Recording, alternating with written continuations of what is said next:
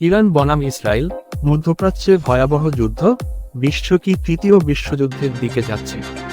একটি এক্সক্লুসিভ প্রতিবেদন, media of Bangladesh. স্বাগতম আপনাদের সবার প্রিয় মিডিয়া অফ বাংলাদেশ ইউটিউব চ্যানেলে। আজকের বিশেষ প্রতিবেদন একটি এমন যুদ্ধকে কেন্দ্র করে যা শুধু মধ্যপ্রাচ্য নয়, বরং গোটা বিশ্বকে কাঁপিয়ে তুলছে। ইরান ও ইসরায়েল, দুই প্রাচীন শত্রুর মুখোমুখি সংঘর্ষ এখন আর শুধু সীমিত পর্যায়ে নয়। এই যুদ্ধের পেছনে ইতিহাস, রাজনৈতিক ষড়যন্ত্র, সামরিক প্রযুক্তি এবং ভূ-রাজনৈতিক খেলাধুলা জড়িত। ভিডিওটি শেষ পর্যন্ত দেখুন, কারণ এই প্রতিবেদনে এমন অনেক তথ্য উঠে আসবে যা আপনি আগে জানতেন না। ইসরায়েল ও ইরানের শত্রুতা কয়েক দশকের পুরনো।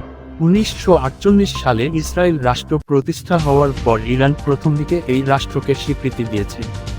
কিন্তু 1979 সালে ইরানে ইসলামী বিপ্লবের পর রাজনীতির চিত্র সম্পূর্ণ বদলে যায়। আয়াতুল্লাহ খোমেনি ইসরায়েলকে শয়তানের রাষ্ট্র হিসেবে আখ্যা দেন। এরপর থেকেই ইরান ফিলিস্তিনিদের সমর্থন দিতে শুরু করে এবং ইসরায়েলকে নিশ্চিহ্ন করার ঘোষণা দেয়। ইরান হিজবুল্লাহ, হামাস সহ বহু ইসলামপন্থী গোষ্ঠীকে সাহায্য দেয়, যা ইসরায়েলের নিরাপত্তার জন্য বড় হুমকি হয়ে দাঁড়ায়। 2025 সালের মে মাসের শুরুতে উত্তেজনা ভয়াবহ রূপ নেয়। ইসরায়েল দাবি করে তারা সিরিয়ার দামাস্কাসে ইরানি অস্ত্র সরবরাহের গুদামে হামলা চালিয়েছে। জবাবে ইরান তাদের সামরিক ঘাঁটি থেকে ড্রোন ও ক্ষেপণাস্ত্র নিক্ষেপ করে ইসরায়েলের বিভিন্ন শহরে। পুষ্পিং গুরুত্বপূর্ণ হামলা, তেল আবিবে একটি সামরিক দপ্তরে ক্ষেপণাস্ত্র আঘাত করে।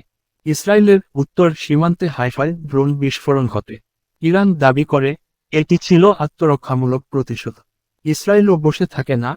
F-35 জেট থেকে ইরানের ইস্পাহান অঞ্চলে বিমান হামলা চালানো হয়। উভয় দেশই বিশ্ব মিডিয়ার মাধ্যমে একে অপরকে সন্ত্রাসী আখ্যা দেয়।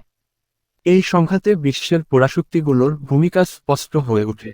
যুক্তরাষ্ট্র খোলাখুলি ইসরায়েলের পাশে দাঁড়ায়, যুদ্ধজাহাজ পাঠায় ভূমধ্যসাগরে। রাশিয়া ও চীন কৌশলে ইরানের পক্ষে অবস্থান নেয়। তুরস্ক ও কাতার যুদ্ধ বন্ধের আহ্বান জানায়, তবে ইসরায়েলের প্রতি কড়া সমালোচনা করে। সৌদি আরব মধ্যস্থতার চেষ্টা করলেও দ্বিধান্বিত অবস্থানে। জাতিসংঘ, ইউরোপীয় ইউনিয়ন এবং আরব লীগ সবাই যুদ্ধবিরতির আহ্বান জানায়, কিন্তু স্থায়ী কোনো সমাধান মেলেনি। বিশ্বজুড়ে শুরু হয় প্রতিবাদ মিছিল।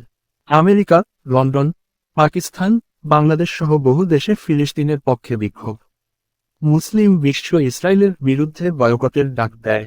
সাদা চেক মার্ক বোতাম ইসরায়েলের শক্তি, পরমাণু অস্ত্রের গোপন ক্ষমতা, উন্নত air defence system, Iron Dome, Arrow 3, মার্কিন সামরিক সহযোগিতা। সাদা চেক মার্ক বোতাম ইরানের শক্তি, ব্যাপক ক্ষেপণাস্ত্র প্রযুক্তি, ড্রোন ক্ষমতা, শাহেদ সিরিজ। মধ্যপ্রাচ্যে প্রক্সি গোষ্ঠীগুলোর মাধ্যমে প্রভাব বিস্তার। দুই দেশই সামরিক দিক থেকে শক্তিশালী, তবে যুদ্ধের ধরন ভিন্ন। ইসরায়েল প্রযুক্তিতে এগিয়ে, আর ইরান মানুষের আবেগ আর জিহাদি নীতি দিয়ে যুদ্ধ করে। এই যুদ্ধের প্রভাব শুধু ইসরায়েল ইরান নয়, পুরো বিশ্বের ওপর পড়ছে।